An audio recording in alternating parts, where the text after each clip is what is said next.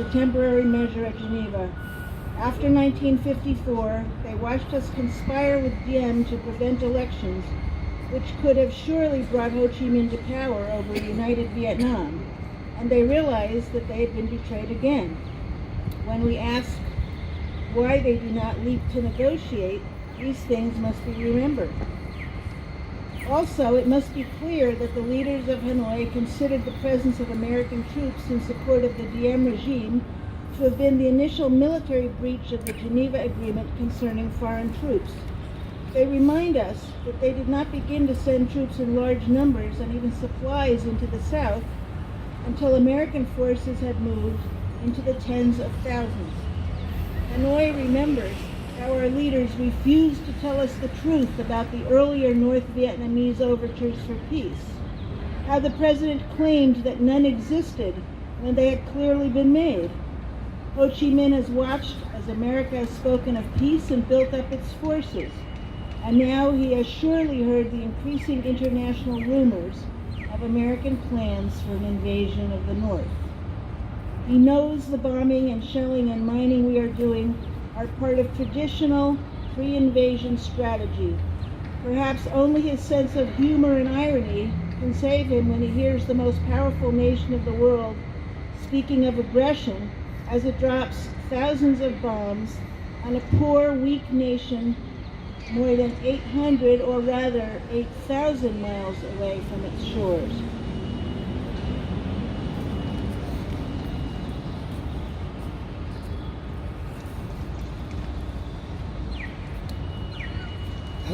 At this point, I should make it clear that while I have tried in these last few minutes to give a voice to the voiceless in Vietnam and to understand the arguments of those who are called enemy, am as deeply concerned about our own troops there as anything else.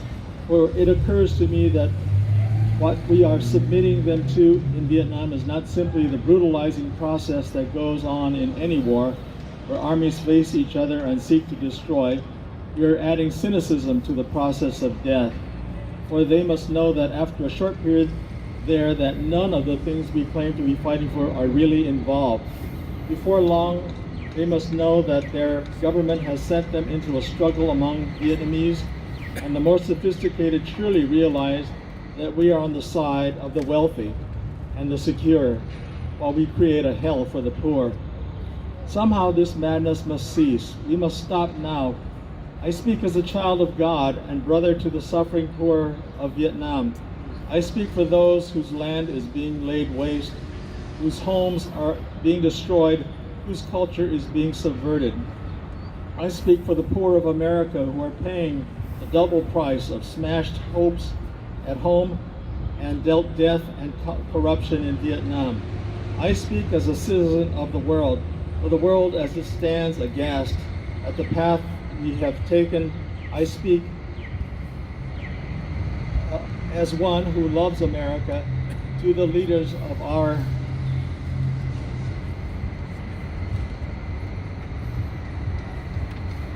own nation. The great initiative in this war is ours. The initiative to stop it must be ours. This is the message of the great Buddhist leaders of Vietnam. Recently, one of them wrote these words, and I quote, "Each day the war goes on, the hatred increases in the hearts of the Vietnamese and in the hearts of those of humanitarian instinct. The Americans are forcing even their friends into becoming their enemies. It is curious that the Americans, who calculate so carefully on the possibilities of military victory, do not realize that in the process they are incurring deep psychological and political defeat. The image of America will never again be the image of revolution, freedom, and democracy, but the image of violence and militarism. If we continue, there will be no doubt in my mind and in the mind of the world that we have no honorable intentions in Vietnam. If we do not stop our war against the people of Vietnam immediately, the world will be left with no other alternative than to see this as some horrible, clumsy, and deadly game we have decided to play."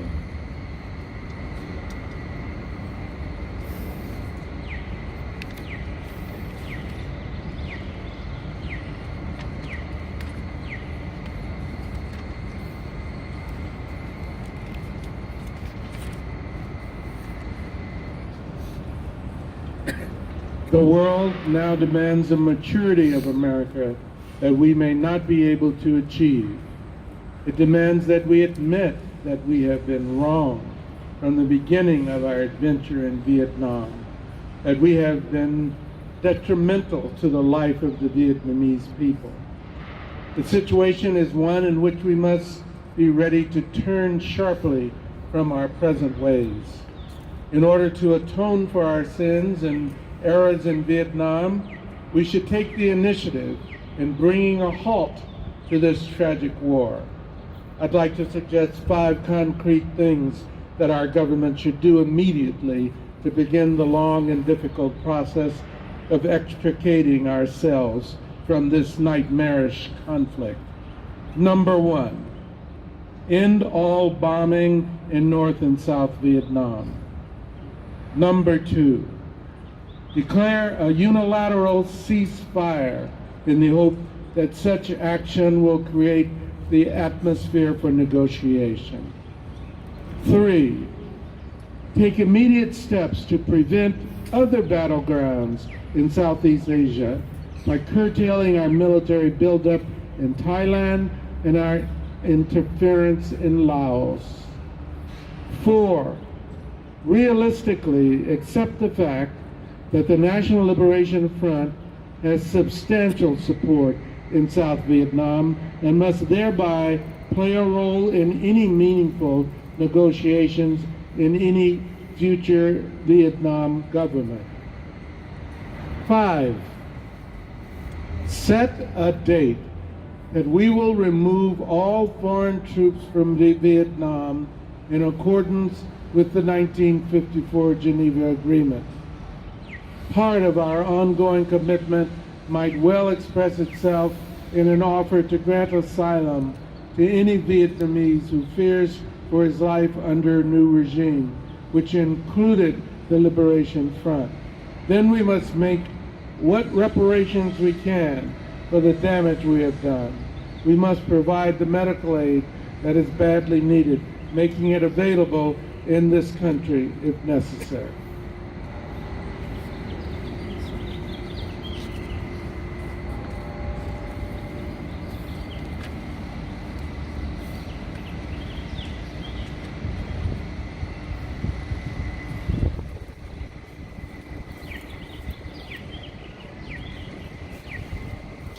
Meanwhile, we in the churches and synagogues have a continuing task while we urge our government to disengage itself from a disgraceful commitment. We must continue to raise our voices and our lives if our nation persists in its perverse ways in Vietnam. We must be prepared to match actions with words by seeking out every creative method of protest possible.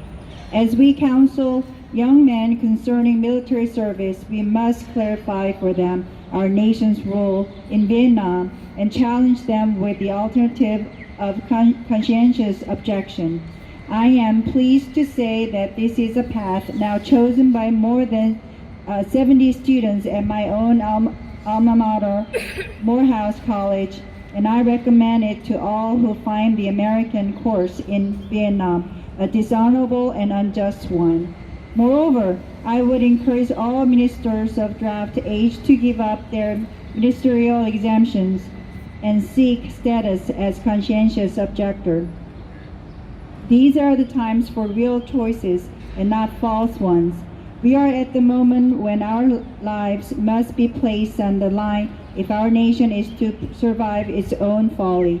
Every man of humane convictions must decide on the protest that best suits his convictions, but we must all protest. Now there is something seductively tempting about stopping there and sending us all off on what in some circles has become a popular crusade against the war in Vietnam. I say we must enter that struggle, but I wish to go on now to say something even more disturbing. The war in Vietnam is but a symptom of a far deeper malady within the American spirit. And if we ignore this sobering reality,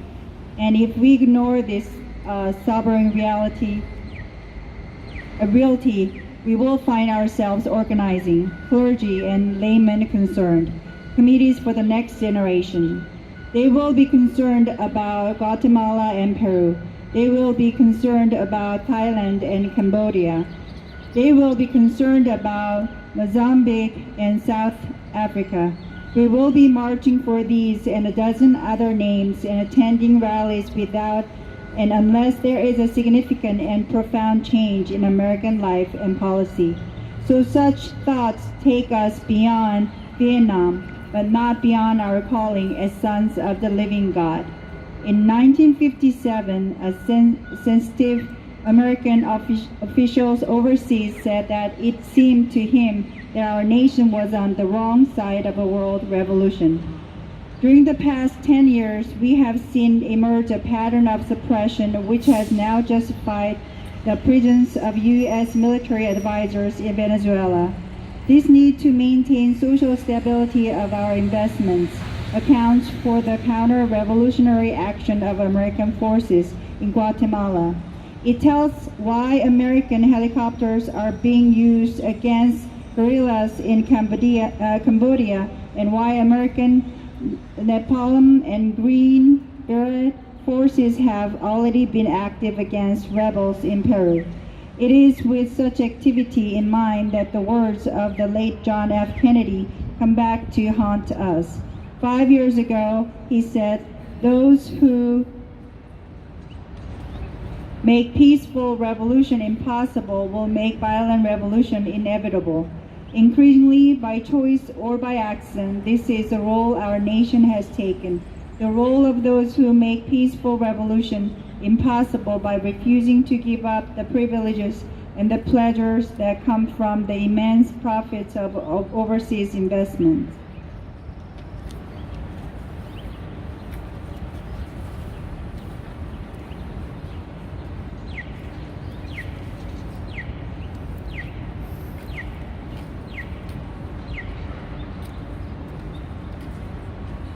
I am convinced that if we are to get on the right side of the world revolution, we as a nation must undergo a radical revolution of values.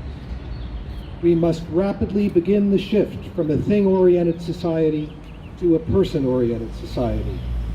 When machines and computers, profit motives and property rights are considered more important than people, the great giant triplets of racism, extreme materialism, and militarism are incapable of being conquered. A true revolution of values will soon cause us to question the fairness and justice of many of our past and present policies. On the one hand, we are called to play the Good Samaritan on life's roadside, but that will only be an initial act. One day we must come to see that the whole Jericho road must be transformed so that men and women will not be constantly beaten and robbed as they make their journey on life's highway. True compassion is more than flinging a coin to a beggar. It comes to see that an edifice which produces beggars needs restructuring. A true revolution of values will soon look uneasily on the glaring contrast of poverty and wealth.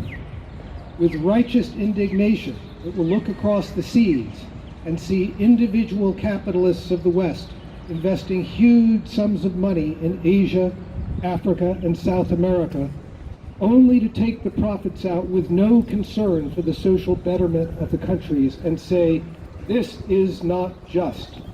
It will look at our alliance with the landed gentry of South America and say, "This is not just." The Western arrogance of feeling that it has everything to teach others and nothing to learn from them is not just. A true revolution of values will lay hand on the world order and say of war, "This way of settling differences is not just." This business of burning human beings with napalm, of filling our nation's homes with orphans and widows, of injecting poisonous drugs of hate into the veins of people normally humane, of sending men home from dark and bloody battlefields, physically handicapped and psychologically deranged, cannot be reconciled with wisdom, justice, and love. A nation that continues year after year to spend more money on military defense than on programs of social uplift is approaching spiritual death. America, the richest and most powerful nation in the world, can well lead the way in this revolution of values. There is nothing except a tragic death wish to prevent us from reordering our priorities so that the pursuit of peace will take precedence over the pursuit of war. There is nothing to keep us from molding a recalcitrant status quo with bruised hands until we have fashioned it into a brotherhood.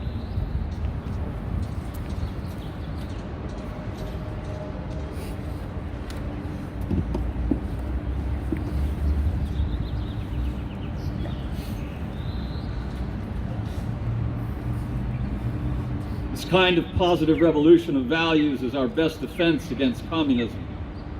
War is not the answer. Communism will never be defeated by the use of atomic bombs or nuclear weapons. Let us not join those who shout war and through their misguided passions urge the United States to relinquish its participation in the United Nations. These are days which demand wise restraint and calm reasonableness. We must not engage in a negative anti-communism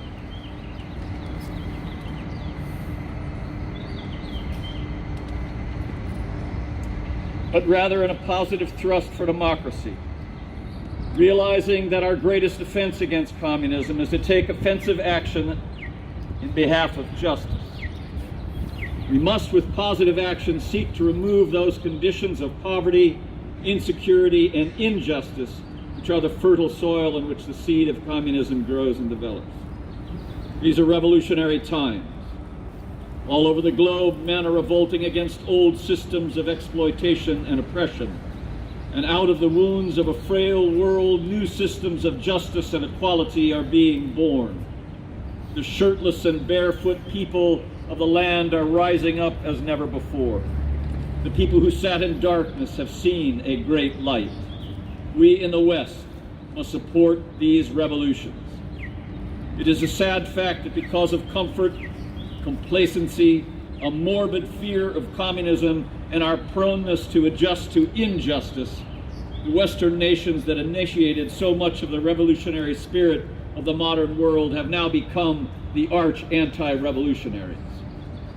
This has driven many to feel that only Marxism has a revolutionary spirit. Therefore, communism is a judgment against our failure to make democracy real and follow through on the revolutions that we initiated. Our only hope today lies in our ability to recapture the revolutionary spirit and go out into a sometimes hostile world, declaring eternal hostility to poverty, racism, and militarism. With this powerful commitment, we shall boldly challenge the status quo and unjust mores, and thereby speed the day when every valley shall be exalted, and every mountain and hill shall be made low. The crooked shall be made straight, and the rough places plain. A genuine revolution of values means, in the final analysis, that our loyalties must become ecumenical rather than sectional. Every nation must now develop an overriding loyalty to mankind as a whole in order to preserve the best in their individual societies.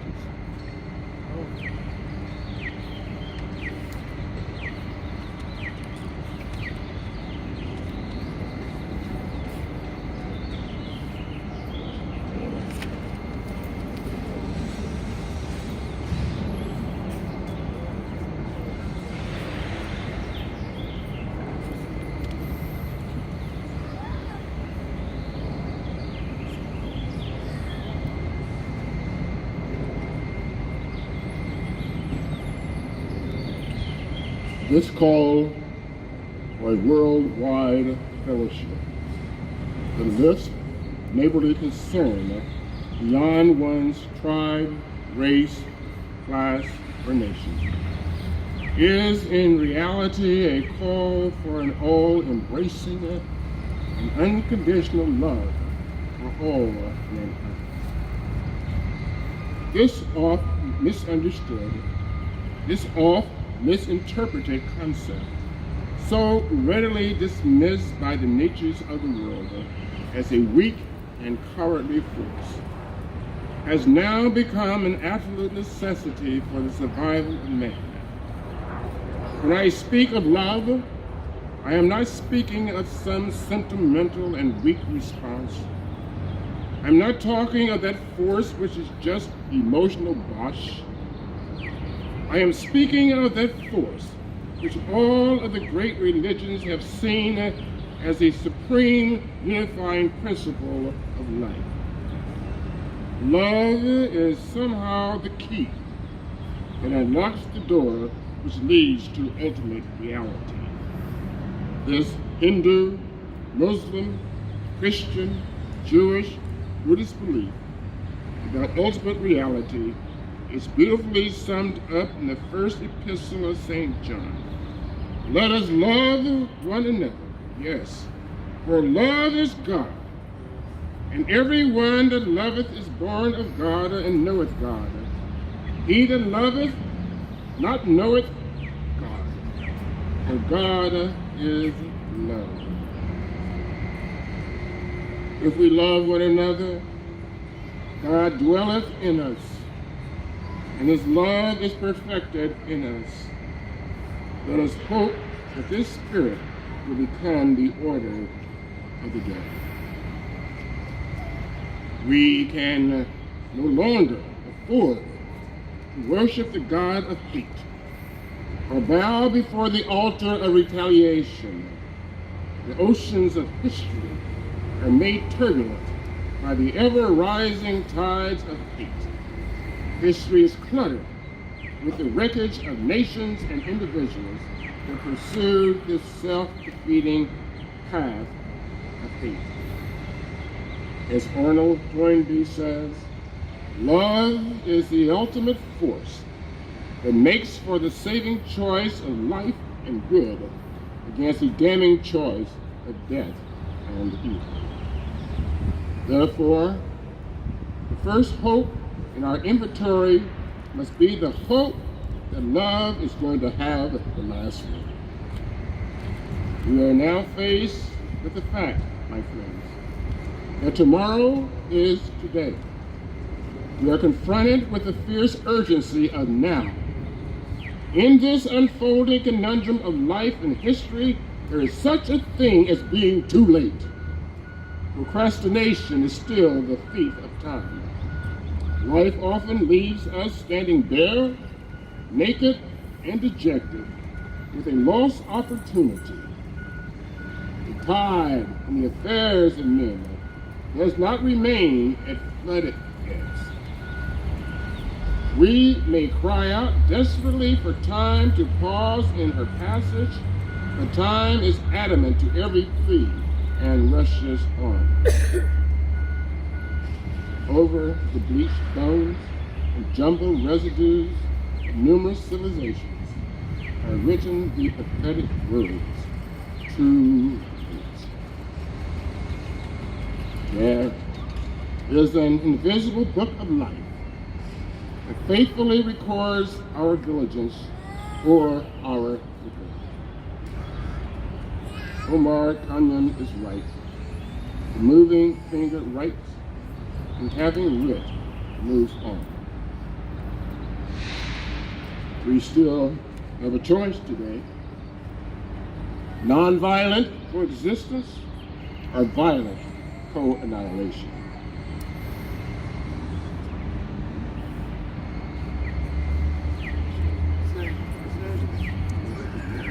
There's still one more section.